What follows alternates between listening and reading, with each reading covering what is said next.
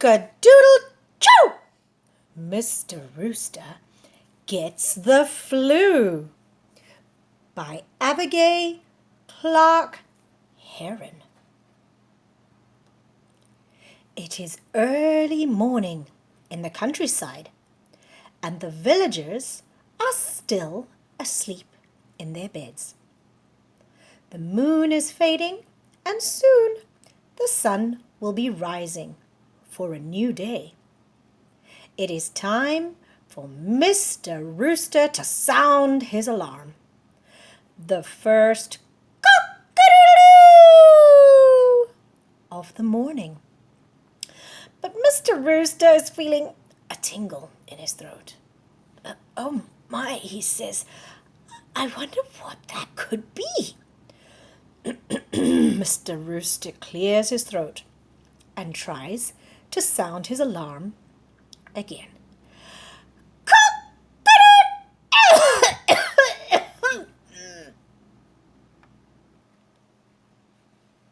Upon hearing the pitiful cock-a-doodle-doo, Mrs. Hen runs into the yard. Oh no! It seems as if you are coming down with the flu. Don't be silly, moans Mr. Rooster. I can't be getting the flu. Oh, there must be something stuck in my throat. Oh, maybe a grain of corn. I'll just sip some water and try again. He faces Mrs. Hen and Sticks out his chest. It's my duty to wake the citizens of this village. he bends to take another sip of water, then clears his throat.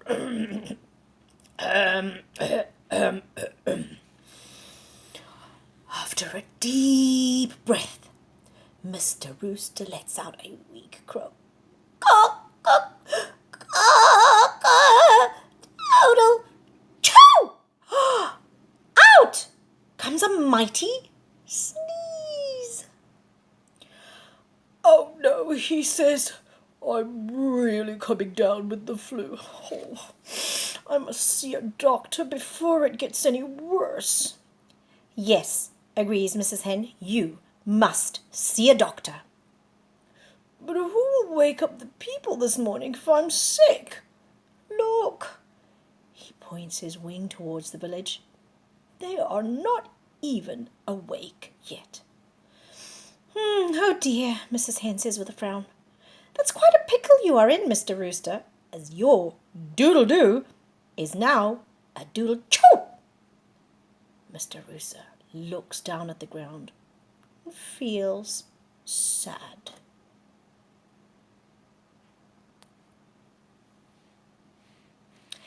Mrs. Hen pats Mr. Rooster on the wing. Don't be sad. You can still wake up the people. But how can Cock-A-Doodle-Choo?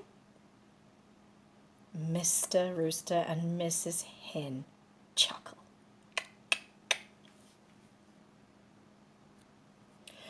Don't worry so much, Mr. Rooster. The citizens will wake up. Remember, they also have the help of their alarm clock thingamajigs. So, off to the doctor you go. At the clinic, Dr. Fox gets out his thermometer and says, Open wide for me. As Dr. Fox removes the thermometer, Mr. Rooster goes, Oh my, you have a high fever. You are indeed coming down with the flu.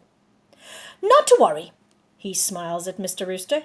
You will be just fine with a few days' rest, lots of fluids, and some medication. The doctor then writes a prescription and warns Mr. Rooster, remember to wash your wing feathers before and after rubbing your eyes and nose. Cover your mouth and nose when you cough and sneeze so that no one else gets the flu from you. After a few days of rest, lots of liquids and medication, Mr. Rooster is all better. He struts around the yard and crows, Cock-A-Doodle-Choo! Cock-A-Doodle-Doo! Cock-A-Doodle-Doo! I'm all better, he says to Mrs. Hen as he hops from one leg to another. That's great news, Miss Hen clucks. Shall you wake the citizens today? "Oh, yes, my doodle-doo is back, and it's much better than a clock." Mr. Rooster and Mrs. Hen chuckle. The next morning, Mr. Rooster is ready for duty. He stands on the tallest fence overlooking the village.